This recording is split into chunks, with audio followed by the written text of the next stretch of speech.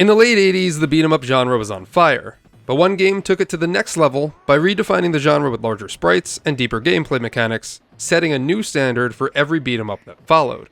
What's up everybody, and welcome back to another episode of Arcade Economy, the series where we dive into arcade classics to determine just how much they would have cost to beat during the time of their release. In my last episode, we took a look at Midway's Terminator 2, the arcade game. Today, we're jumping back into the beat-em-up genre and traveling to Metro City to dive into Capcom's Final Fight. Just how much did it cost to clean up Metro City and rescue Jessica from the Mad Gear gang? We're gonna find out.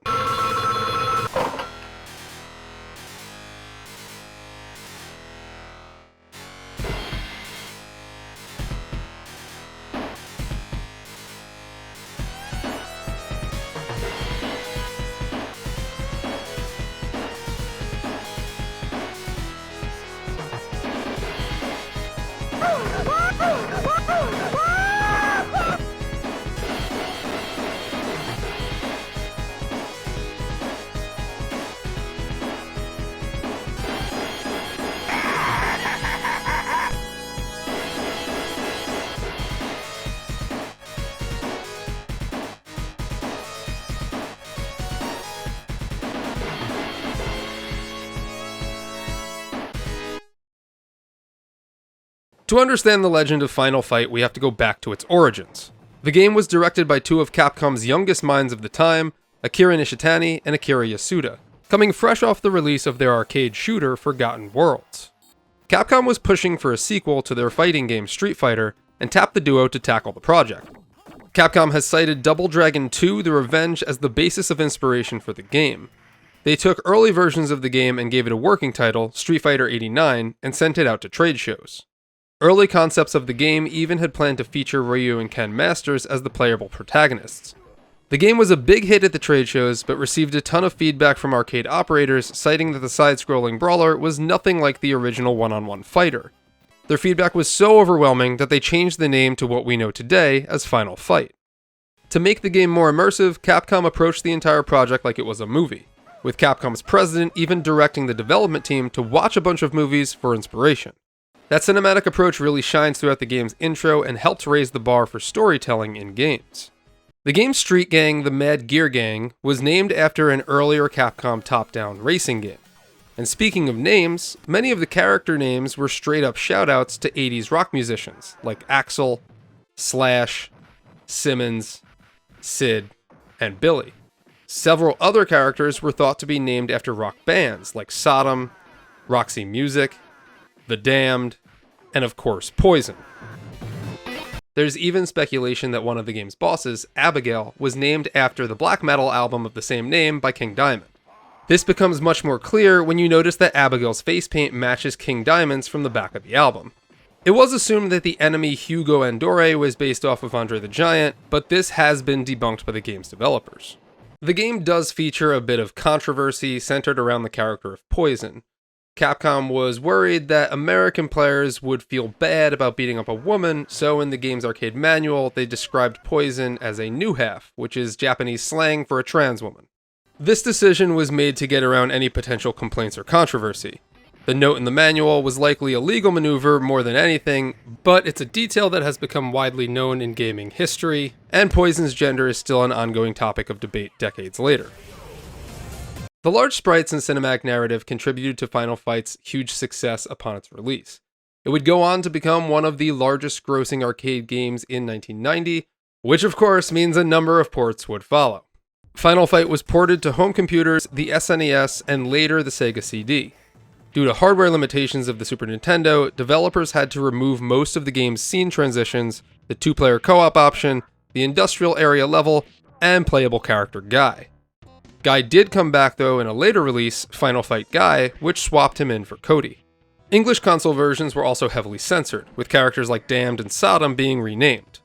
Poison and Roxy were completely replaced by Sid and Billy on the SNES, and both characters were also redrawn with less revealing clothing on the Sega CD.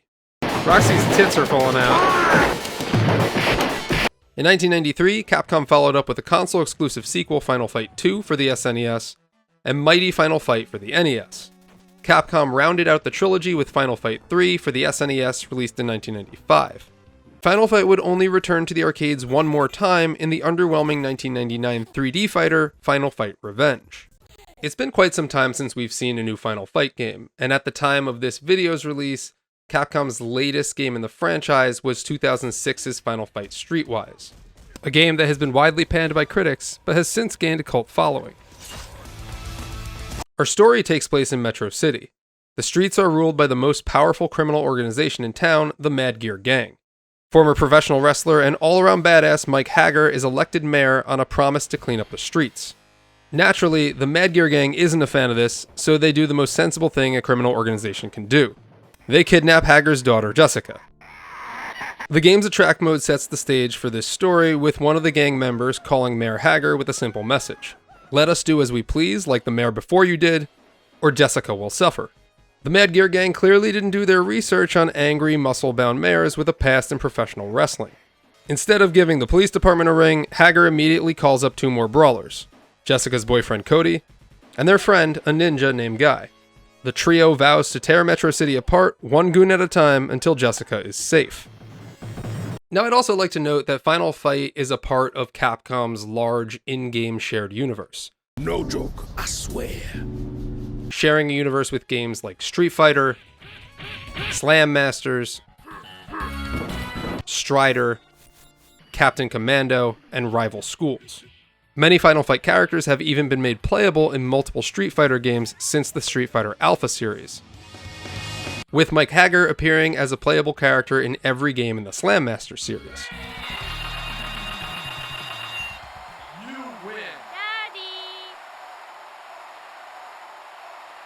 As stated before, Final Fight cited inspiration from Double Dragon 2, and you can clearly see that influence. However, Final Fight opted to go much bigger, literally. It was one of the first beat-em-ups to feature larger, more detailed sprites, and introduce a couple new ideas that would become genre staples. The first was a special move that would knock down surrounding enemies at the cost of a chunk of your health. And the second was the whole idea of smashing the environment to uncover health and weapons. Sure, games like Double Dragon had already featured the ability to pick up melee weapons and throwables, but Final Fight really built upon that and took it to another direction. Upon entering your coins, players choose between three characters: Cody, the well-rounded brawler; Guy, the lightning-fast but weaker ninja; or Mike Haggar, the slow but unbelievably powerful pile-driving mayor.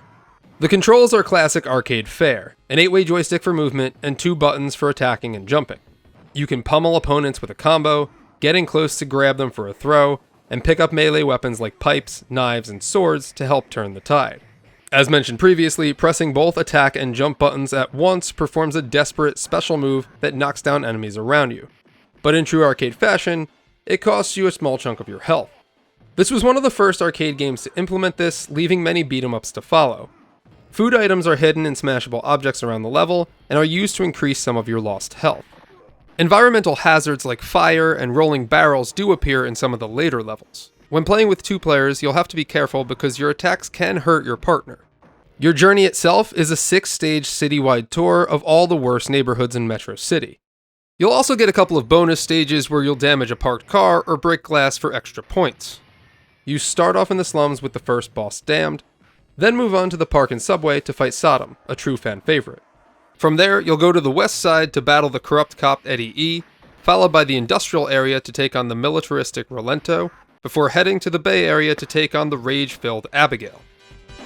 It all builds to the final showdown in Uptown, where you face off against the man at the top, Belger, in the final fight.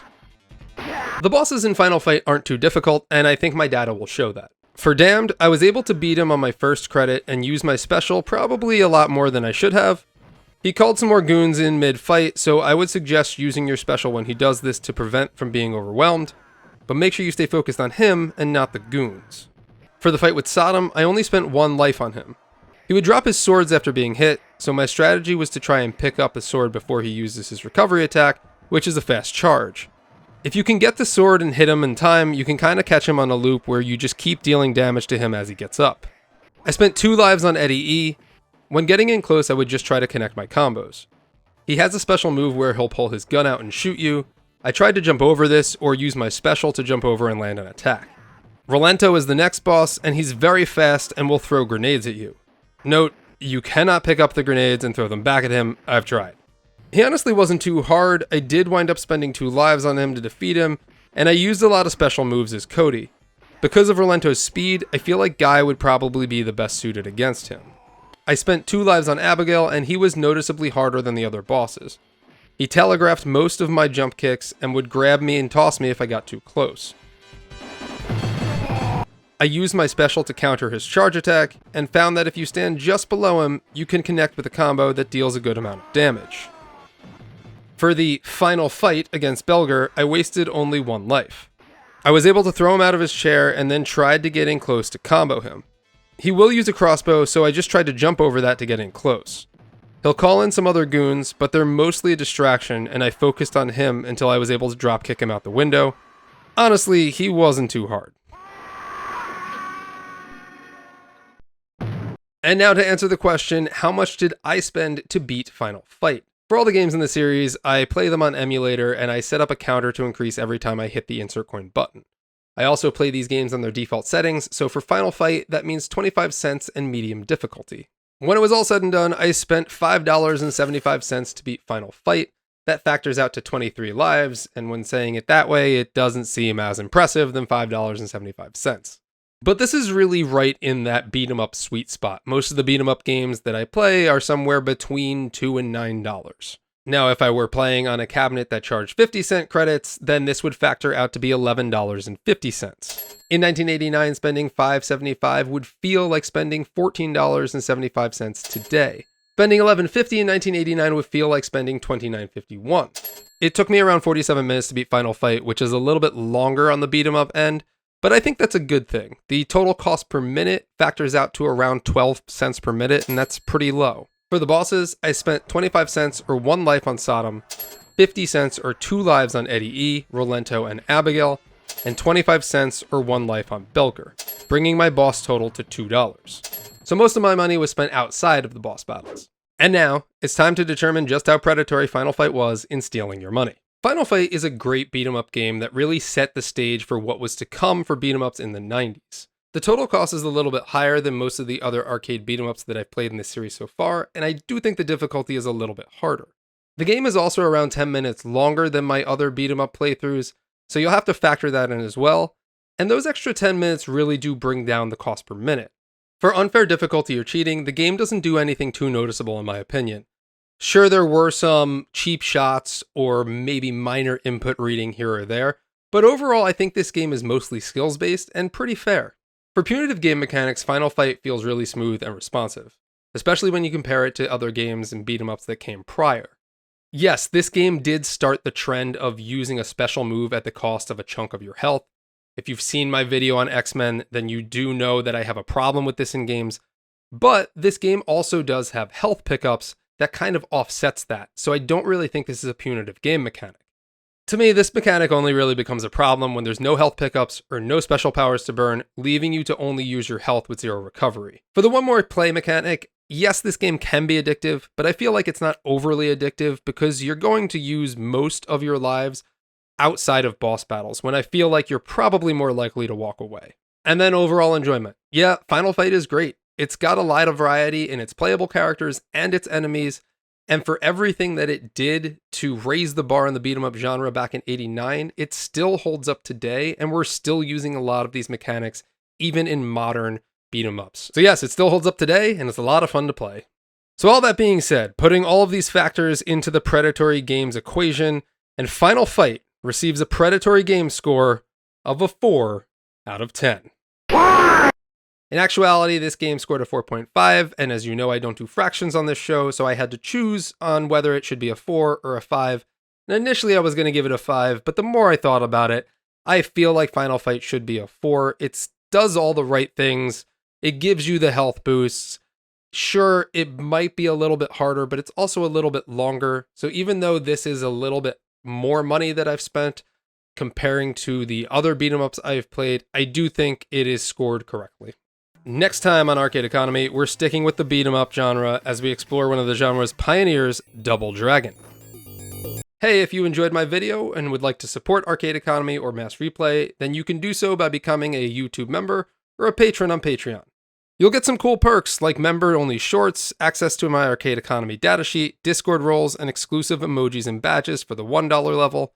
VIP viewer levels will receive every video ad-free and a day early, as well as access to my arcade economy live streams so you can watch me play these games in real time. It would mean a great deal to me if you could give this video a big thumbs up. Sound off in the comments below and let me know other games that I should explore in the series, and hopefully I'll see you on my next video.